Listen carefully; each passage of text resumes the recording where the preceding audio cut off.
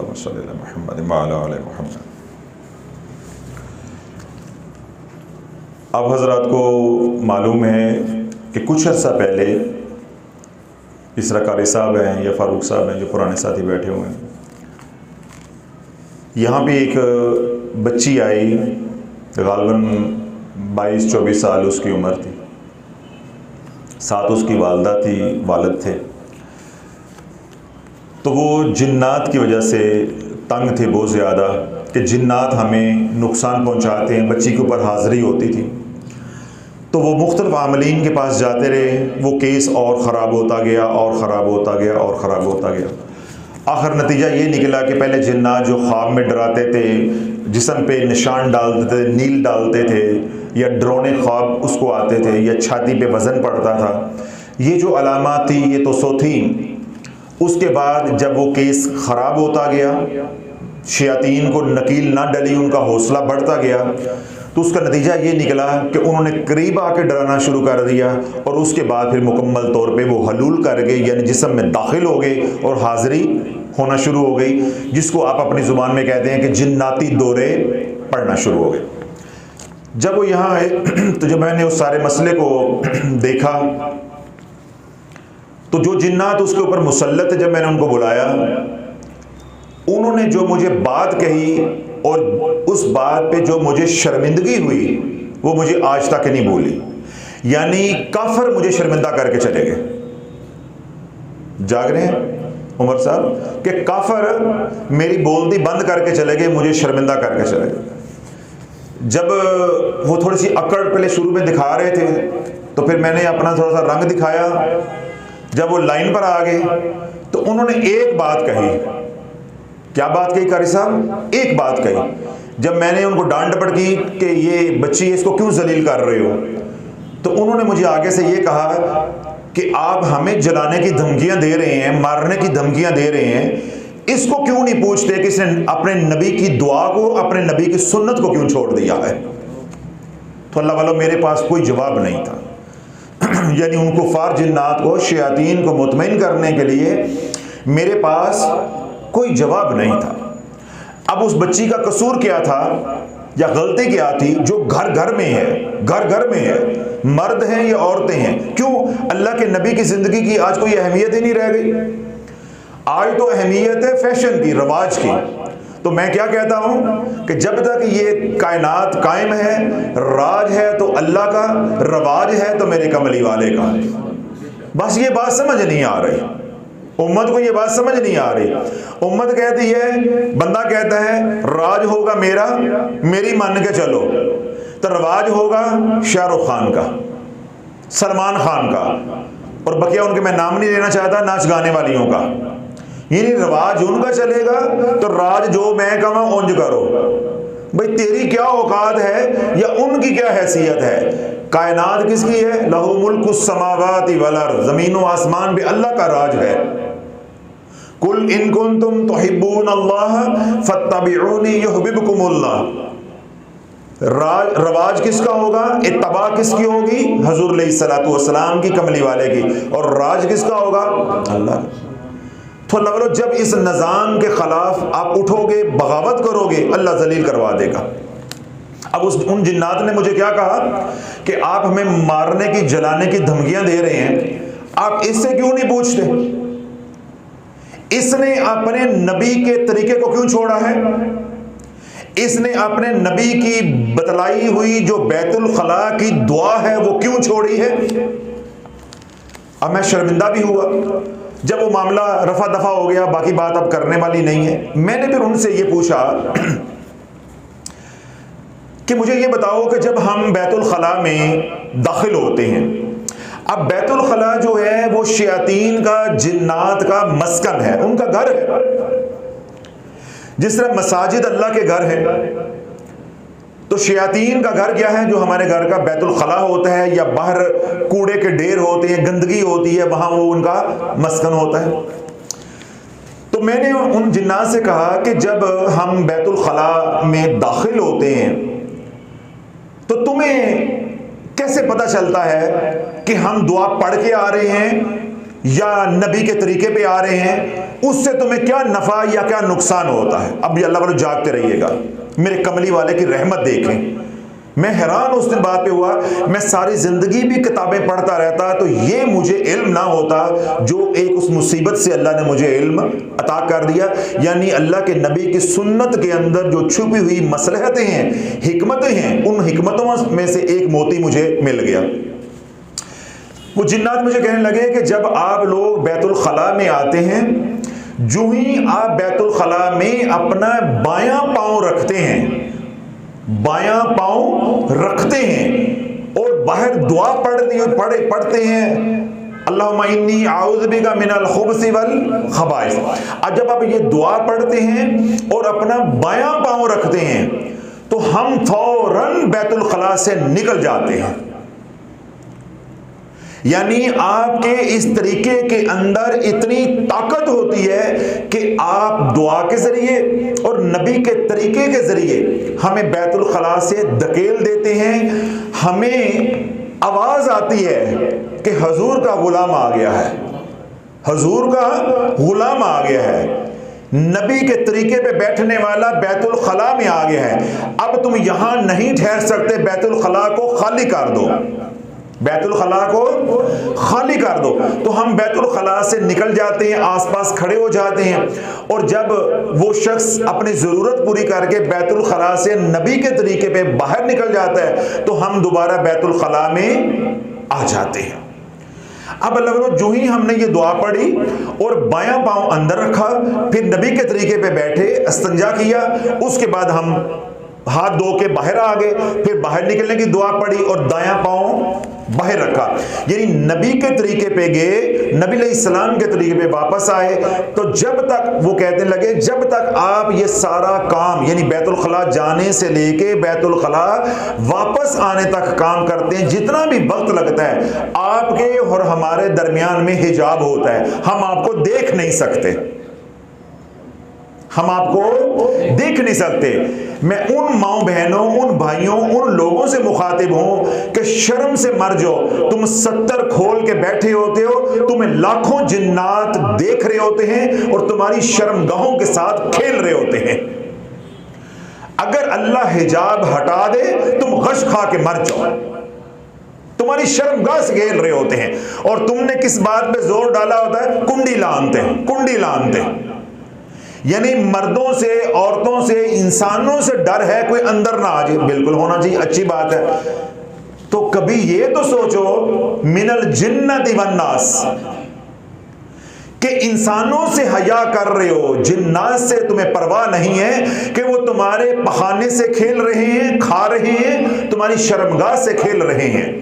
इसलिए अल्लाह वालों, जब दुआएं पढ़े बगैर इंसान बैतुल खला में, टॉयलेट में जाता है, वहां वक्त सर्फ करता है, मैं आपको अपने हाथ पांव के अंगूठे लगा के स्टैम्प पेपर के ऊपर लिख के देने को तैयार हूं। आप मेरे पास 10 मरीज लेकर आए। कितने मरीज लेकर आए? 10। 100 तो नहीं कह सकता, 100 कहां से इकट्ठे करोगे? 10 मरीज लेकर आओ जो डिप्रेशन के हैं, जो डिप्रेशन के मरीज हैं, नफ्सियाती मरीज हैं। अगर वो 10 के 10 अल्लाह के नबी की सुन्नतों के गद्दार ना निकले, ऐसे जैसे मैं बोल रहा हूं, माफी भी मांगूंगा, अल्फाज भी वापस लूंगा। 10 मरीज लेकर आओ डिप्रेशन के, नफ्सियाती मसाइल के 10 मरीज लेकर आओ। अगर 10 के 10 सुन्नतों के गद्दार, सुन्नतों से बागी या सुन्नतों से लापरवाह, नबी की जिंदगी से लापरवाह ना निकले, मैं ऐसे ही अल्फाज भी वापस लूंगा, माफी भी मांगूंगा। 10 मरीज लेकर आओ। जब बंदा बैतुल खला में हुजूर की सुन्नत के बगैर जाता है, सुन्नत से हट के तरीका अख्तियार करता है, तो वो शयातीन के जुर्मट के अंदर होता है। अब शयातीन जो है उसके अंदर अपनी नेगेटिव एनर्जी, यानी आंखें फाड़ के उसको देख रहे होते हैं, वो सारी एनर्जी इंसान के जिस्म के अंदर जाती है। फिर क्या होता है, हमारी औरतें, मेरे कंधे दर्द होंदे पे ने, 4 दिन हो गए ने, मेरी वक्खी च दर्द है, मेरे सर में दर्द है, मेरे आधे सर में दर्द है, मेरे इधर दर्द है, मुझे माइग्रेन का दर्द है, मेरे जोड़ों में दर्द है। फिर क्या होता है कि औरतें बांझ हो जाती हैं, औरतें बांझ हो जाती हैं। मर्द हैं वो औरत के काबिल नहीं रहेंगे। और एक बड़े पते की बात आपको सुना रहा हूं, अल्लाह बोलो जब बैतुल खला के अंदर अल्लाह के नबी की सुन्नतें जो बैतुल खला से मुताल्लिका हैं उनको तोड़ोगे तो तुम्हें 2 बीमारियां लगेंगी। तुम्हें 2 बीमारियां, लगने को तो कई लग सकती हैं, लेकिन 2 बीमारियां लगेंगी। किस तरह की लगेंगी, कैसे लगेंगी? ए बटते पैया ने लग के रहेंगे, लग के रहेंगे। उन 2 बीमारियों में पहली बीमारी क्या है? हम बैतुल खला में जाते हैं तो क्या होता है, हम 70 खोलते हैं। अपनी जरूरत पूरी करने के लिए क्या करते हैं, 70 खोलते हैं। 70 वाली बीमारियां लगेंगी, 70 वाली बीमारियां लगेंगी। उसमें बवासीर हो सकती है, उसमें IBS हो सकता है, उसमें आपको पाइल्स निकल सकते हैं, उसमें आपको फिंस या फोड़े यहां निकल सकते हैं। उसके बाद यह मर्दाना ताकत है वो खत्म हो सकती है। इसी तरह के जो औरतों के मसाइल हैं ये सारे मसले उनके साथ भी हो सकते। यानी औरत का 70 तो सर तपा है, लेकिन जो उसकी शर्मगाह से करीब करीब की बीमारियां हैं जितनी भी, चाहे वो जिल्दी हैं चाहे वो जिनसी हैं, ये लग के रहेगी, लग के रहेगी, लग के रहेगी और लगती हैं, और हर रोज मैं देखता हूं। और दूसरी बीमारियां जो बैतुल खला में जब अल्लाह के नबी की सुन्नत को तोड़ोगे पागल हो के रहोगे। अगर पागल नहीं होते तो माइग्रेन के मरीज बन के रहोगे। अगर माइग्रेन के मरीज नहीं है तो हेडेक सर दर्द के मरीज बन के रहोगे। हफ्ते में 2 दिन 3 दिन तुम्हें दर्द हो के रहेगा। अगर उसके भी मरीज नहीं बनते तो तुम्हारे बदन में दर्दों की बीमारी लग के रहेगी। बॉडी एक्स यानी पूरे जिस्म में दर्दें हो के रहेंगी। और मैं मेडिकली भी आपको अकली तौर पे भी समझा रहा हूं। जब लाखों जिन्नात आपको ऐसे आंखों से चीरने वाली आंखों से देख रहे हैं, फाड़ की आंखें देख रहे हैं, वो सारी की सारी नेगेटिव एनर्जी तेरी बॉडी के अंदर भर रहे हैं। जब तू बैतुल खला से अपनी जरूरत पूरी करके आएगा तो बजाय के तरोताजा फ्रेश होने के क्या होगा, जिस्म टूटेगा, सुस्ती होगी, काम को दिल नहीं लगेगा। अब ये इब्तदाई अलामात शुरू हो गई कि नेगेटिव एनर्जी जिस्म के अंदर आ रही है। फिर खुदा न खास्ता जो वाशरूम के अंदर बैतुल खला के अंदर जिन्नात रहते हैं उनके अंदर कोई जादूगर हुआ तो काम चुकया गया। फिर अब वो नेगेटिव एनर्जी तवज्जो के जरिए भी मुंतकिल करेंगे, साथ जादू भी करेंगे। और मुद्दा किस पे पड़ेगा, फूफी थे, चाचे थे, ताए थे, हमसायों से। और बीमारी कहां से लगी है, बैतुल खला से। अब जरा जो मैंने बातें कही हैं, कोई ये कहे कि मैं जज्बाती होकर बोल रहा हूं, अब जरा आप ये मेरे से सुन लें।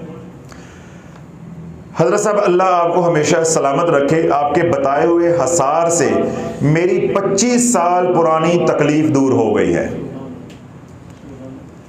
अब ये बच्ची उस वक्त 15 साल की 20 साल की होगी तो 25 उसमें जमा कर लें, 50 साल की हो गई, बल्कि 50 से भी ऊपर चली गई। अल्लाह वालों 25 साल मेरे नबी की सुन्नत को तोड़ा है या सीखा नहीं है, अल्लाह ने 25 साल जिंदगी के बर्बाद कर दिए हैं। मैं कमली वाले की जिंदगी के बारे में क्यों रोता हूं कि भाई किसी पे एहसान नहीं है, कमली वाले पे एहसान नहीं है, अल्लाह रसूल पे एहसान नहीं है, हमारा भला है, हमारा भला है। अब इस बच्ची ने क्या किया है, ना आंदा तरीका तो ना जानदा तरीका। जिस तरह मैं कहता हूं ना खानदा तरीका तो ना कटन दा तरीका। तो जबकि अल्लाह के नबी ने हमें हर बात सिखाई है, हमारी शरीयत ने हमें हर बात सिखाई है। अब इसने वो दीन नहीं सीखा, माँ बाप ने दीन नहीं सिखाया, उसका नतीजा क्या निकला कि हसार किए बगैर यानी दुआ पढ़े बगैर जब बैतुल खला में गई, 25 साल पुरानी तकलीफ दूर हो गई। मेरे वालिदैन के घर में जिन्नाती असरात बहुत ज़्यादा हैं। मैं 13 साल की थी, मैं कह रहा था ना 15 साल या 25 साल, वो कह रही मैं 13 साल की थी, यानी 13 और 25 कितने हो गए, 38 यानी 38 साल हो गए। मैं 13 साल की थी जब अटैच बाथरूम में नहाते वक्त, जब जागते रहिएगा, जब अटैच बाथरूम में नहाते वक्त एक साया मेरे जिस्म में दाखिल हुआ जिसको मैंने अपनी आंखों से देखा। उसके बाद 25 साल ऐसे गुजरे कि मेरा दिमाग हर वक्त सुन रहता था। क्यों बिलाल, मैंने क्या कहा था कि 2 बीमारियां वटते पईयां ने, या ये शर्मगाह से मुतल्लिका बीमारियां लगेंगी और या फिर नफ्सियाती। मैंने अभी ये बात कही थी, अल्लाह ने उसकी तस्दीक करवा दी है।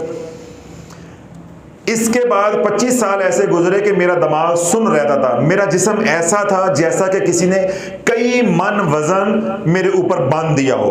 माइग्रेन का दर्द महीने में 2 बार लाजमी होता था। जितनी बातें मैंने कही हैं सारी आ रही हैं इसके अंदर। मेरे 4 ऑपरेशन हुए, 4 ऑपरेशन हुए, बेशुमार बीमारियां मेरे साथ लग गई, नहीं लाइलाज बीमारियां नेगेटिव एनर्जी की वजह से। फिर मैंने एक वीडियो देखी जिसमें आपने 3 कुल वाला हसार बताया और उसकी इजाजत दी। मैंने वो हसार का अमल किया। उसी रात काला धुआं मेरे जिस्म से निकला, यानी जिस्म से होता हुआ मेरे सर से बाहर निकला, जिसको मैंने खुद देखा। मैं उसके बाद ऐसी ठीक हुई हूं जैसे जिंदगी में कभी बीमार ही नहीं हुई थी। ये मेरे रब के कलाम का मौजज़ा है। ये पीर की करामत या मेरी कोई करामत मौजज़ा नहीं है। ये अल्लाह के नबी की सुन्नत का मौजज़ा है और अल्लाह के कलाम का मौजज़ा है। मैंने हसार का तरीका बताया, अल्हम्दुलिल्लाह लाखों लोगों ने उससे नफ़ा उठाया, मिलियंस में लोगों ने नफ़ा उठाया और अल्लाह इंशाल्लाह करम फरमाएगा वो उठाते रहेंगे। मेरी हर वक्त दिल से आपके लिए दुआ निकलती है। अब अल्लाह वालों, ये जो खातून है, ये बच्ची है, अब तो ये खैर खातून हो गई, 40 साल उम्र हो गई इनकी। तो इन्होंने नबी अलैहिस्सलाम की एक सुन्नत मुताहरा को जिंदा किया, उस पर अमल किया। अल्लाह ने 25 साल की काट दी। पागलपन भी खत्म हो गया, माइग्रेन का दर्द भी खत्म हो गया और जो तकालीफ थी अल्लाह ने उनसे भी जान छुड़ा दी, निजात जो है वो अता फरमा दी। और ये पकड़ी कैसे गई थी? नबी की सुन्नत को नजरअंदाज या नबी की सुन्नत को तोड़ने पे। तो अल्लाह अर्ज ये करना चाहता हूं कि बैतुल खला जो है वो शयातीन का घर है। वहां से जिन्नात को आप खत्म नहीं कर सकते। अल्लाह ने उनका एक जगह मुख्तस की है कि आपने वहां रहना है, वहां रहना है। आज मुसलमान की मत मारी गई है। किसी भी घर में आप चले जाओ, आप एक सरसरी निगाह, तायराना निगाह उनके घर के मास्टर बेडरूम में डालो, खासतौर पे मेरे जैसा बंदा हो, क्योंकि फिर मैं तो कई आंखों से देखता हूं ना। ऐसे सरसरी निगाह डालो, आपको अगर आप थोड़ी सी दुनिया का शऊर रखते हैं, आपको अंदाजा हो जाएगा कि कितनी की मालियत का ये बेडरूम है। यानी आपको बेड की कीमत, उसमें एलईडी लगी हुई है, उसमें अगर छोटा फ्रीजर रखा हुआ है और कोई सोफा सेट वगैरह है, आप एक तायराना निगाह डाल के कीमत निकाल लोगे कि बेडरूम में इतनी की मंडी पड़ी हुई है, इतने का सामान पड़ा हुआ है। उसी घर के बैतुल खला में जाओगे तो अल्लाह वालों, आज बैतुल खला में इतना पैसा लग रहा है कि जितना पैसा मास्टर बेडरूम में भी नहीं लगता, उससे डबल ट्रिपल पैसा बैतुल खला पे लगाया जा रहा है और उसको ऐसे सजाया जा रहा है कि जैसे दुल्हन ने पहली रात वहां गुजारनी है। ऐसा खूबसूरत बनाया जा रहा है, ऐसी कैबिनेट्स लगाई जा रही हैं कि इंसान की अकल दंग रह जाती है। अल्लाह बोलो, जाके वहां क्या करना है? पखाना, पेशाब, और लाखों रुपया वहां लगाया जा रहा है। आप थोड़ा सा पीछे आए, जब ये कचहरी वाला फ्लाईओवर बन रहा था यूसुफ रजा गिलानी के दौर में, मेरा ख्याल है गालिबन मुशर्रफ के बाद जो दौर आया था, पीपल्स पार्टी की जो हुकूमत आई थी, गालिबन 11-12 में होगा बस। ये मुझे याद है, उसमें यूसुफ रजा गिलानी साहब जो है ना हमारे मुल्तान के, ये पीएम थे। तो वो सारी दुकानें बर्बाद हो गई, खाना फरांग और ये वो जो सिलेक्शन बना हुआ था, ये वो। वहाँ मैं गया वीएन इलेक्ट्रॉनिक्स के ऊपर, ये जो ख़वातीन के ऊपर स्क्रीन लगी है ना, जिसपे वो ख़वातीन देखती हैं बयाना, जो छत पे लगी हुई है, ये वाली एलसीडी में लेने के लिए गया था। जब मैं वहाँ वो स्क्रीन ले ली, मैंने उनको बता दिया कि हमें ये चाहिए, हमने इस मकसद के लिए लेनी है। वो अब वो डिलीवरी देने के लिए पैक करवा रहे थे, जी डॉक्टर साहब के साथ जाएं, उनको जहाँ उन्होंने फिटिंग करनी है करवा के आए हैं, जो उनके मुलाजमीन थे। अब मैं उनको पेमेंट दे रहा हूँ तो एक साहब आ गए कैंट से, और वो आकर कहने लगे कि उनका नाम लेके, यानी जो वीएन इलेक्ट्रॉनिक्स से मालिक थे, अब उनका नाम नहीं लेना चाहता कि सोशल मीडिया पे बयान जा रहा है, तो उनका नाम लेकर कहने लगे जी वो बंदे नहीं जी भेजे, उमर जाग रहे हो? क्या कहने लगे? बंदे नहीं भेजे। उन्होंने कहा कि भाई हमने बंदे भेजे, आपका सारा काम हो गया, सारी कोठी के अंदर आपकी जो LCDs है, उस वक्त LED नहीं होता था, LCD होते, तो LCD सारी जो लगाए हैं, 7 LCD घर में लगी हैं। कितनी लगी हैं? 7। कोई हैरानी की बात नहीं, 10 लगवाएं। बात हैरानी की अगली है जो सुनाने लगा हूं। वो कहने लगे कि नहीं, वो एक LCD और पड़ी हुई थी, वो लगानी है, वो नहीं लगाई। उन्होंने कहा जी आपके जितने कमरे हैं, हर कमरे के अंदर LCD हमने लगाई है, तो और कहां लगानी है? कहने लगा जो मेरा मास्टर बेडरूम है उसके बाथरूम में नहीं आपने लगाई, बाथरूम में टीवी नहीं लगाया। अब अल्लाह, उस वक्त ये बात मुझे बड़ी अजीब सी लगी। मैं एक नजर उस बंदे को देखूं, अब ज़रा मैं कुछ कह नहीं सकता था। घर आके मैंने आपकी अम्मी हुजूर से, डॉक्टर साहब से भी ये बात की, बड़े हैरान हुए। 4-5 साल के बाद अल्लाह वालों, अब हर अमीर घर के अंदर जब वो चाइना की कैबिनेट्स आई हैं, उन कैबिनेट्स के अंदर LED है, उनके अंदर मॉनिटर लगे हुए हैं। अब हर अमीर घर का जो मास्टर बेड है उसके अंदर, जो साथ उसके अटैच बाथरूम है, उसके अंदर टीवी है। जब वहां टीवी चलेगा और वहां पैसा लगाया जा रहा है, और इतना अंधा पैसा, 30-30 लाख रुपया एक बाथरूम के ऊपर, 25-25 लाख रुपया एक बाथरूम के ऊपर लग रहा है। इतने खूबसूरत बाथरूम बनाए जा रहे हैं, फॉल सीलिंग हो रही है, क्या क्या हो रहा है। और जो शावर कैबिनेट है, मिक्सर है, वो इंपोर्टेड। मैं बॉबलटाउन में गया तो मैं वॉक कर रहा था उधर रॉयल आर्चर्ड में, मैं बॉबलटाउन कह रहा हूँ, रॉयल आर्चर्ड में। तो उधर 1-2 घर बने थे, तो एक साहब वहां से निकले तो मुझे कहते हैं कि पीर साहब आए, मैं आपको अपना घर दिखाऊं। तो वो भी नया नया बन रहा था। मैं तो आपकी अम्मी जो डॉक्टर साहब साथ ही, हम दोनों चले गए, चलो दुआ कर देते हैं इनके लिए, खुशी से साथ लेकर जा रहे हैं। हम घर चले गए उनके। अब वो क्या कह रहे हैं कि जो कमोड था, यहाँ पाकिस्तान से 7,500 का कमोड मिल रहा था, 7,500 का कमोड मिल रहा था, जो उससे अच्छी क्वालिटी दिखा, यानी ज़्यादा अच्छी क्वालिटी। लाहौर वो गए, वहाँ से उन्हें 25-26 हज़ार का वो मिल रहा था, किराया वगैरह डाल के वो 28,000 का पड़ जाता। उन्होंने वही कमोड जो है 2.5 लाख रुपए का दुबई से मंगवाया है। यानी सारी चीज़ें उन्होंने मुझे बताई कि ये हमने वहाँ से मंगवाई है, ये हमने वहाँ से मंगवाई है, ये हमने वहाँ से मंगवाई। तो मैं बाहर आके कहने लगा कि इनके लिए यहाँ रहने की दुआ नहीं करनी, इनके लिए हदायत की दुआ ज़रूरी है।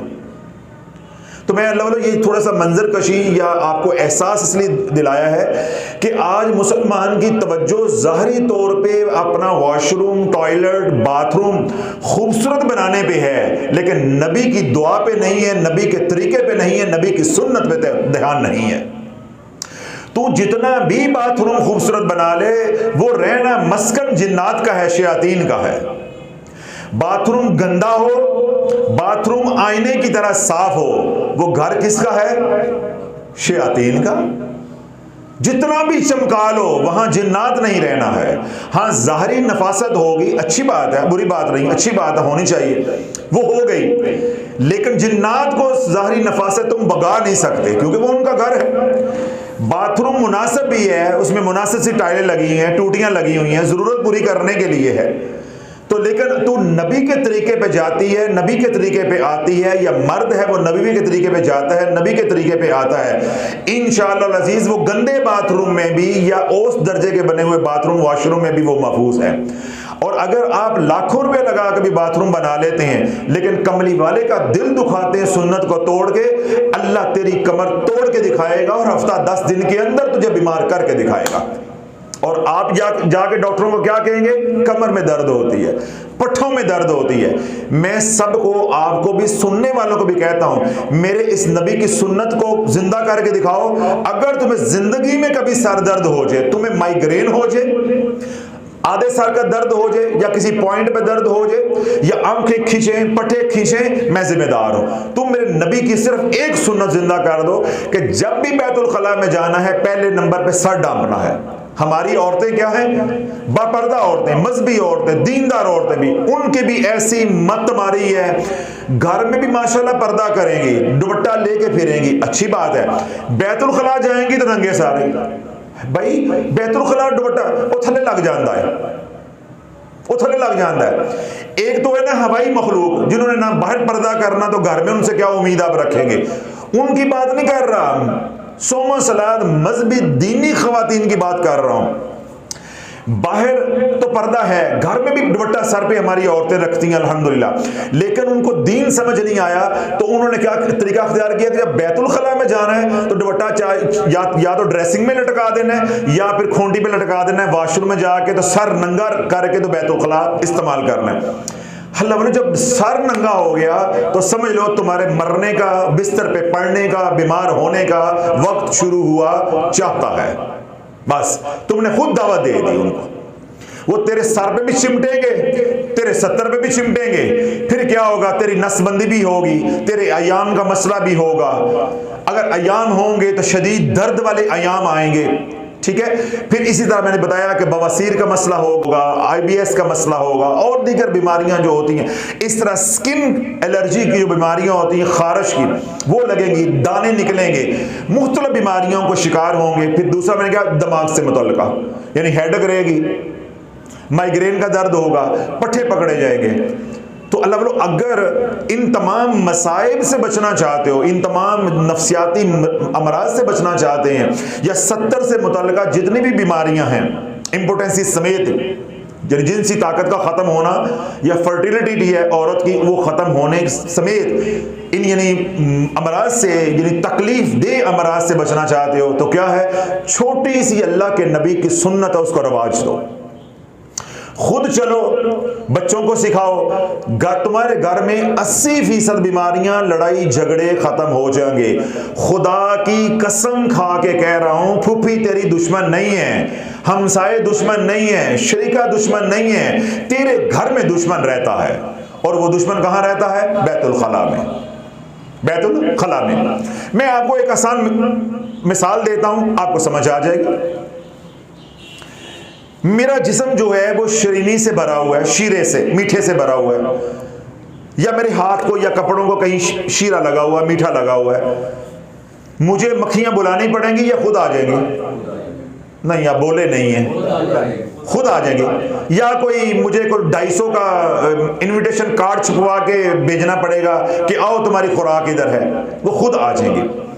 जब हम नबी की सुन्नत तोड़ते हैं, शयातीन को बुलाना नहीं पड़ता, वो खुद आ जाते हैं।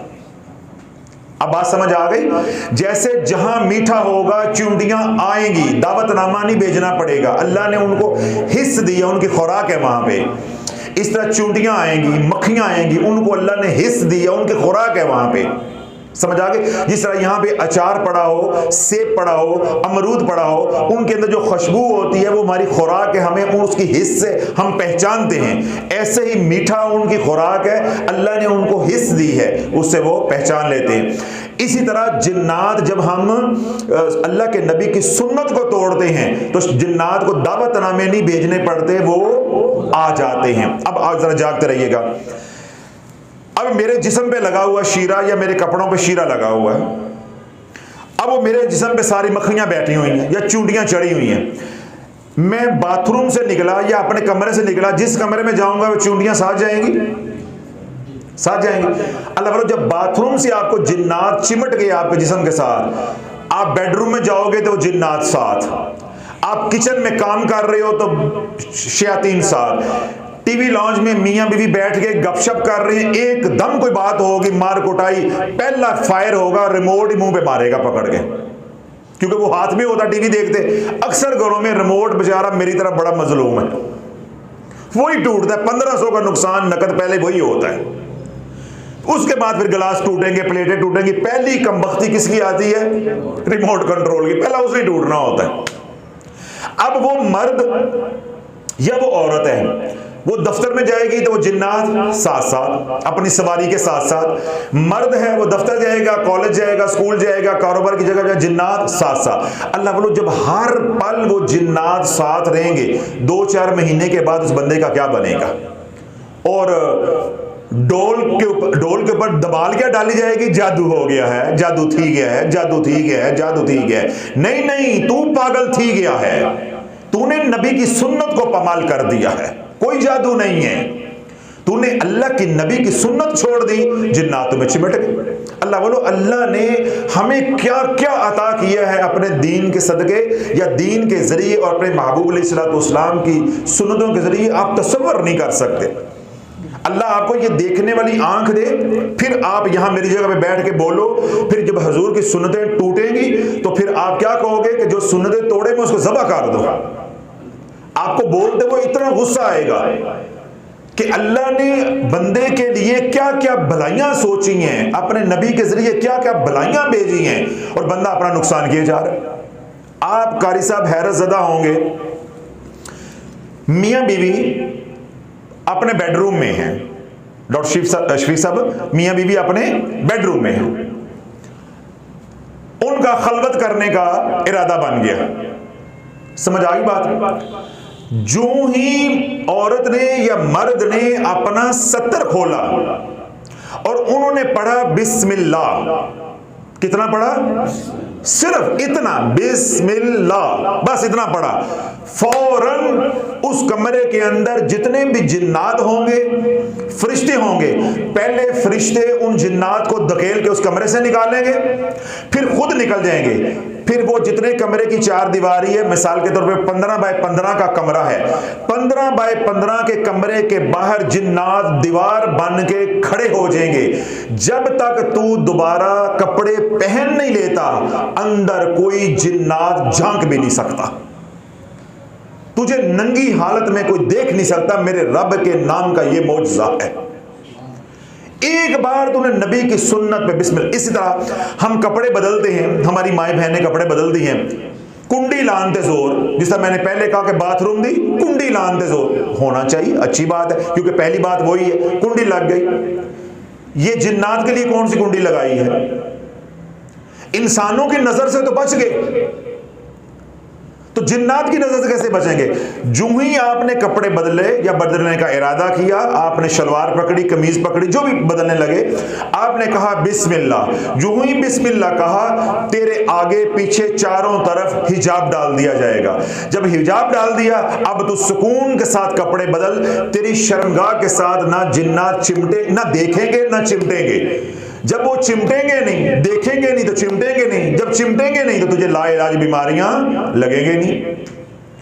जब जिन्नात चिमटते हैं तो क्या होता है कि वो नेगेटिव एनर्जी हमारे जिस्म के अंदर डालते हैं, और उनमें अल्लाह न करे कोई बदबख्त कोई जादूगर भी हो तो वो जादू भी करता है। तो फिर हम क्या कहते हैं? फूफी ने कर देता, नंद ने कर देता, सस ने कर देता, फलां शरीके ने कर दिया।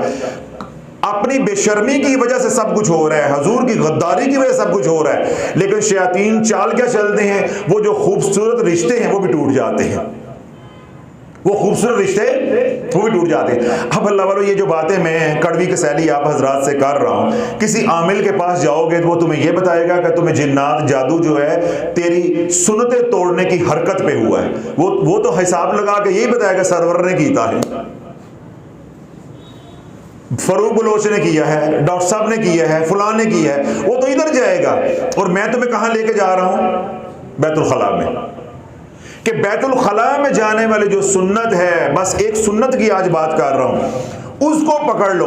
तुम्हारे घर से लड़ाई झगड़े, फसाद, नसबंदी, औरतें आजकल जो औलाद नहीं हो रही, नसबंदी, मर्द जो है इंपोटेंसी की तरफ, यानी मर्दाना ताकत खत्म हो रही है, बांझपन आ रहा है, ये बीमारियां, नफ्सियाती बीमारियां, जिस्मों का दर्द होना, ये सारी बीमारियां तेरे अंदर से निकल जाएंगी। किसी इलाज की जरूरत नहीं है, किसी पीर हकीम की जरूरत नहीं है, किसी मेडिकल ट्रीटमेंट की, किसी टेस्ट की जरूरत नहीं है। तू एक हफ्ता मेरे कहने पे मेरे नबी की सुन्नत को रवाज दे, जिंदा करके देख। अगर एक हफ्ते में तू शेर या शेरनी ना बन गई, तब बात करना, तेरे घर से लड़ाइयां खत्म हो जाएगी। जब जिन्नात जो उनकी औकात है, जो उनकी जगह है, जो उनका घर है, वो वहीं तक मुकय्यद रहेंगे, सुकून.com हो जाएगा। जब हमने उनका पटा खोल दिया, वो पूरे घर में कनाल में भागे फिर रहे हैं, बच्चों को भी तंग कर रहे हैं, बच्चे पढ़ने लगते, उनको पढ़ने नहीं देते, उनको तवज्जो नहीं होती, उनको उकसाएंगे टीवी लाओ, टीवी लाओ, टीवी लाओ, टीवी लाओ। तो बच्चों का दिल पढ़ाई पे लगेगा, टीवी पे लगेगा। वो तो शयातीन है, वो तो शयातीन है। अब क्या होता है, छोटे छोटे बच्चे, मासूम बच्चे क्लिनिक पे आते हैं, 7 साल 1.5 साल 6 महीने, माएँ उनको मोबाइल देती हैं, घरों में हो तो कार्टून। तो बच्चों का दिल जो है वो कार्टून पे लग रहा है, अल्लाह के जिक्र पे नहीं लग रहा। क्यों? मां का नहीं लग रहा, मां का नहीं लग रहा। तो जब 24 घंटे अल्लाह वालों शयातीन के झुरमट के अंदर हम खुद घर में फंसे हुए होंगे तो सारा दिन क्या है? Negative energy, negative energy. फिर हमारी बॉडी के अंदर तोड़ फोड़ होगी, तकरीबी अमल बढ़ जाएगा, तामीरी अमल कम हो जाएगा। उसका नतीजा क्या निकलेगा कि हम बाद में लाइलाज बीमारियों में मुब्तला हो जाएंगे, हम लाइलाज बीमारियों में मुब्तला हो जाएंगे। कारी साहब जरा इस फिक्रे को दोहराते रहें तो आपको मैं आगे लेके चलता हूं। हम क्या हो जाएंगे? लाइलाज बीमारियों में मुब्तला हो जाएंगे। मिल गया, आ जाओ। हज़रत साहब हमारे घर में जिन्नात हैं, तो मैं अभी जो रोना रो रहा था, मैं क्या कहना है खाला दे मुंडे ने, मैं भी तो यही कह रहा हूं जिन्नात हैं बिखरे हुए। वो उस घर में जब हमने इसको खरीदा पहले से थे, उन जिन्नात ने हमारा पूरा खानदान खत्म कर दिया है।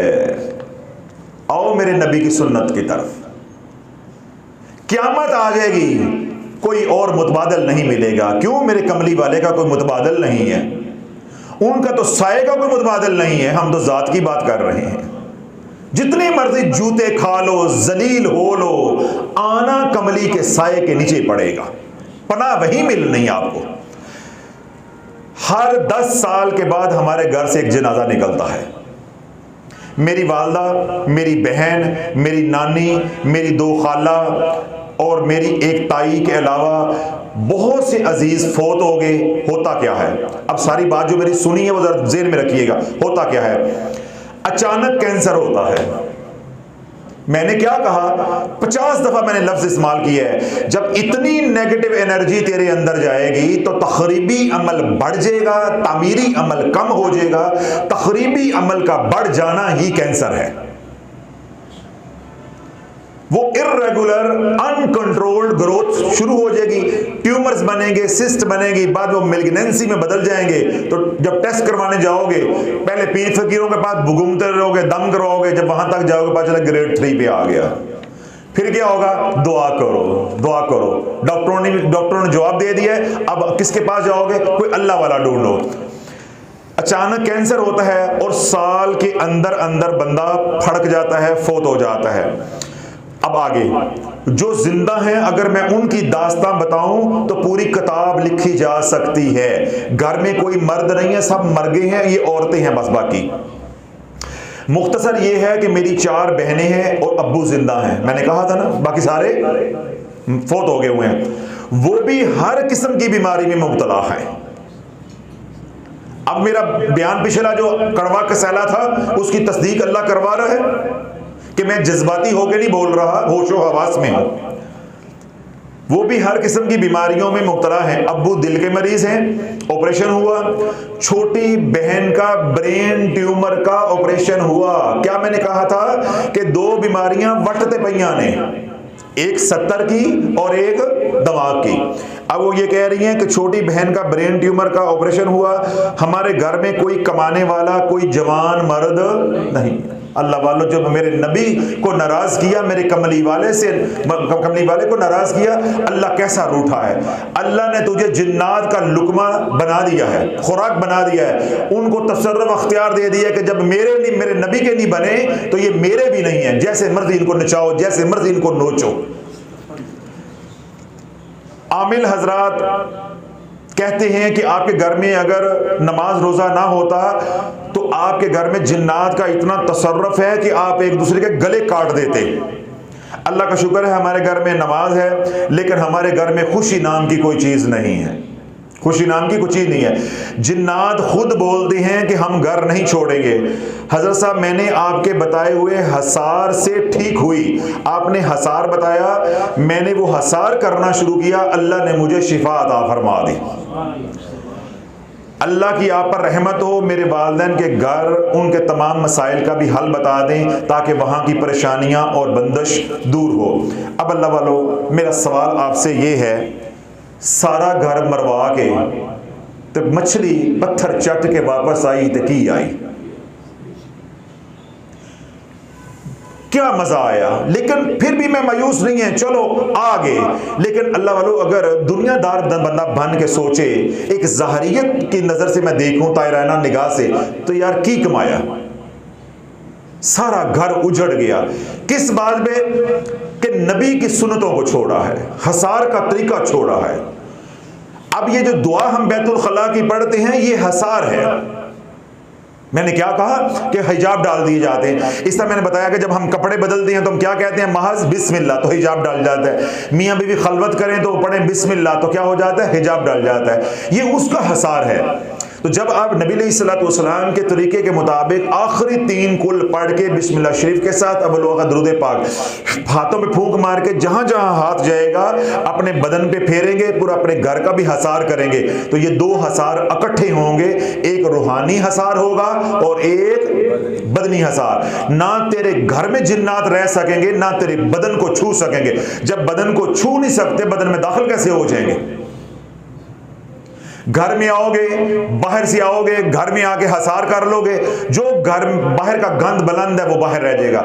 ना फिर घर में लड़ाइयाँ होंगी, ना नचाकी होगी, ना औलाद बीमार होगी, ना खुद बीमार होगे। घर में सोमो सलात होगा, मोहब्बतें होंगी, प्यार होगा, मिठास होगी, अच्छी जिंदगी पुरसकून गुजरेगी। कभी अल्लाह की बात हो रही है, कभी रसूल की बात हो रही है, कभी अम्मी कहाँ है? अम्मी नमाज पढ़ रही है। बहना कहाँ है? बहना दुरूद पाक पढ़ रही है। भाई कहाँ है? भाई मदरसे पढ़ने गया हुआ है। अल्लाह वालों, फिर घर का ये माहौल होगा। फिर ये माहौल नहीं होगा। अम्मी कहाँ है? वो फोन पे बात कर रही है। बहन कहाँ है? वो उधर नीचे थिएटर में बैठी, बेसमेंट में बैठ के मूवी देख रही हैं। भाई कहाँ है? वो दोस्तों के साथ गया हुआ है। फिर ये माहौल नहीं होगा। फिर हर बंदा नेक अमाल के अंदर होगा। क्यों? घर में शयातीन नहीं है, फरिश्ते हैं। तो फरिश्ते क्या चाहते हैं? इबादत। वो इबादत की तरफ लगाएंगे। अगर घर में जिन्नात होंगे, शयातीन होंगे, वो सुस्ती डालेंगे। वो क्या चाहते हैं? इबादत से दूरी, गुनाह, वो गुनाहों पे लगाएंगे। तो अल्लाह, अगर आपका सारा घर कुंबे का कुंबा बेनमाजी है, सुबह फजर की नमाज पर नहीं उठता, सुबह लेट उठता है, घर में सोमो सलात नहीं है, दीन की बहार नहीं है, तो समझ लो हमारे घर में जिन्नात के डेरे हैं और बसेरे हैं।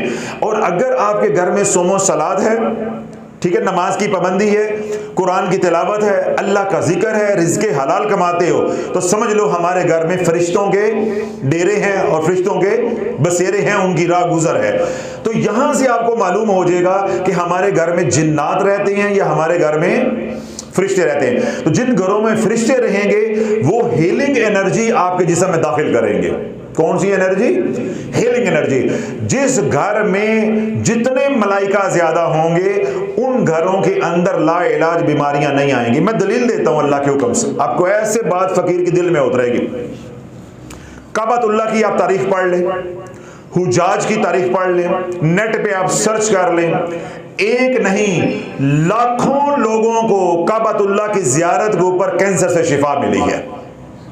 कोई 1-2 की बात नहीं है, लाखों लोगों को ला इलाज बीमारियां, कैंसर जैसी मूजी अमराज से जब वो काबतुल्लाह में गए, यानी हज या उम्रे के लिए, बस वहां गए, उनको बीमारी भूल गई, जमजम पीते रहे, खजूरें खाते रहे, पुठियां मारते रहे, अल्लाह सीधियां करता रहा।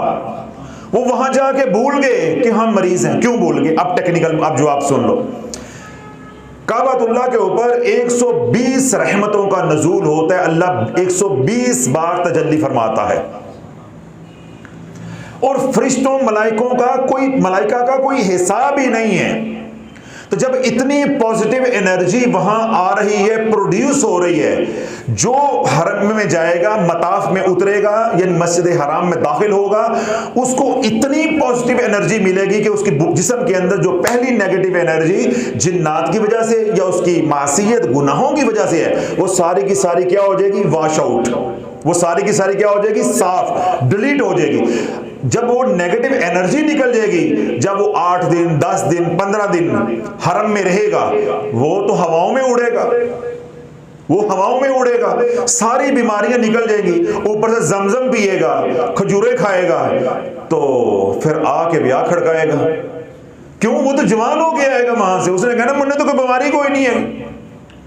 आप कोई हज पे गया हुआ है, आप उससे पूछ रहे, हर दूसरा हाजी आपको बताएगा कि मैं घर से ये बीमारी लेकर आया, औरत होगी वो कहेगी मैं ये बीमारी लेके गई, मैं जब हजरत साहब वहां गई तो मैं हिरनियां वगैरह बजदी फिरदी सी, मैं हिरनियां वगैरह उधर एक्टिव थी, भाग रही थी। हजरत साहब जब मैं उम्रा करके वापस आई हूं, हज करके वापस आई हूं, बस आते ही मैं पकड़ी गई हूं। नहीं नहीं, तुझे किसी ने बताया नहीं है।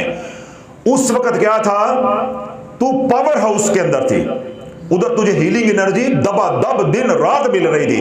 जब तू वहां से आई तो घर में अजाब खाने के अंदर आई, यहां शयातीन थे, जब उन्होंने अपनी नेगेटिव एनर्जी जब भरी तेरे अंदर, वो पॉजिटिव जो निकल गई, अमाल थे नहीं तो फिर बीमार हो गई। ये इतनी रॉकेट साइंस है जो आपको समझ नहीं आई है। वो मुकद्दस और पाक और पाकीज़ा माहौल जो हरम के अंदर है, अमाल वाला, अपने घर में बनाओ, तुम इधर भी तंदुरुस्त रहोगे, इधर भी कोई बीमारी नहीं होगी, इधर भी कोई बीमारी नहीं होगी। तो अल्लाह वालों, अर्ज करने का मकसूद और मतलूब सिर्फ इतना था या है कि घरों में लाइलाज बीमारियां हैं, परेशानियां हैं, खासतौर पर बच्चों की लड़ाइयां हैं, औलाद की नाफरमानी है, आपस में बनती नहीं है, और आखिरी के रिज़्क़ की तंगी है। वो तमाम हजरात जो इन मसाइल का शिकार हैं, वो मेरे नबी की एक सुन्नत को रवाज दें कि बैतुल खला में जाना है तो सर ढांप के जाना है। मेरी माएँ बहनें हैं, वो कहती हैं कि दुपट्टा नीचे लग जाता है। भाई उसका हल है, आप एक टोपी रख लो अपने ड्रेसिंग के अंदर, जब बैतुल खला में गए वो टोपी पहन के चले गए। किसी ना किसी दर्जे का सर तो ढांपा जाएगा, बाल अपने इकट्ठे करके रखें और टोपी इस्तेमाल कर लें, या कोई दुपट्टा छोटे साइज का बना लें जो सिर्फ बैतुल खला में रखा हो, वो मुख्तस हो, ताकि जो भी बैतुल खला में जाएगा अपना दूसरा दुपट्टा उतार के ड्रेसिंग में रख दिया, वो इस्तेमाल करें। कई हल है, मैं तो ऐसे ही बोले जा रहा हूं, मेरी माँ बहनें ज्यादा समझदार हैं, वो कई इसके तरीके निकाल सकती हैं। तो मर्द हजरात टोपी है, तो पहली सुन्नत क्या पूरी करनी है, सर डाम के। दूसरी सुन्नत क्या पूरी करनी है, दुआ पढ़ के। तीसरा तरीका क्या है, नबी के तरीके पे बैठना है, नबी अलैहिस्सलाम के तरीके पे उठना है और उसी तरीके से इस्तंजा करना है, फिर हाथ धोने हैं और बैतुल खला से उसी तरीके से, यानी नबी के तरीके से दायां पांव बाहर रखना है, फिर दुआ पढ़नी है। जब ये इतना काम कर लोगे, जो कि दिन में हर बंदे को 5-6 दफा, जो सेहतमंद है उसकी भी जरूरत है। देखिए ना, अब कोई बैतुल खला में जाता है दिन में 1 दफा 2 दफा, कभी वो पेशाब करने जाएगा, कभी वो पखाने के लिए जाएगा, तो अगर घर में अगर नमाज का रवाज है तो 3-4 दफा तो कम अज कम, नहीं तो 5 दफा तो उसे वजू के लिए भी जाना है। तो कोई बंदा भी जो नॉर्मल भी है, उसका भी 5-6-7 दफा बैतुल खला गए बगैर गुजारा नहीं होता। तो अल्लाह जब 5-7 दफा आप जिन्नात की जो वो क्या कहते हैं, वो छत्ता जो है, उसमें जाके हाथ मार के आएंगे, वो डेमू आपको छोड़ेंगे। तो इस छत्ते से बचना है तो नबी की कमली के नीचे आ जाओ, कमली वाले की जिंदगी अपने घर में लेकर आओ। सिर्फ मैंने आज एक सुन्नत पे बात की है, एक मसनून जो अमल है उसको रवाज दो। मैं आपको डंके की चोट पे कह रहा हूं कि आपके घर के मसाइल बगैर कुछ पढ़े 80% हल हो जाएंगे। बाकी कितने रह गए डॉक्टर साहब? 20%। तो 20% मसाइल कैसे हल करने हैं? हसार करो तीनों आखिरी कुल हुवल्लाहु अहद, कुल अऊज़ु बिरब्बिल फलक, कुल अऊज़ु बिरब्बिन नास, तीनों फलक बिस्मिल्लाह शरीफ के साथ अव्वल आखिर एक बार दुरूद पाक पढ़ के सुबह शाम हसार करो। अपने हाथों पे दम करके अपने बदन पे फेरो जहां तक जाता है, और रूहानी हसार करो। बकिया 20% मसले इस हसार से खत्म हो जाएंगे। अब मुझे बताओ कि आपको किसी पीर फकीर की जरूरत है, किसी दरगाह, किसी आमिल की जरूरत है? अगर जरूरत थी और है अपने आप को ठीक करने की, तो मैंने खोल के बता भी दी है, समझा भी दी है, अमल भी बता दिया है। घर बैठे ये 2 अमाल करो, एक बैतुल खला की सुन्नतों को रवाज दो और एक नबी अलैहिस्सलाम का जो मसनून हसार है वो करो। कैंसर जैसे अमराज, कत्लो गारत, माली तंगदस्ती, लाइलाज बीमारियां, इन तमाम परेशानियों से अल्लाह आपको महफूज फरमाएगा। आपको भी इजाज़त है, जो सोशल मीडिया में बाद में सुने उन्हें भी इजाज़त है।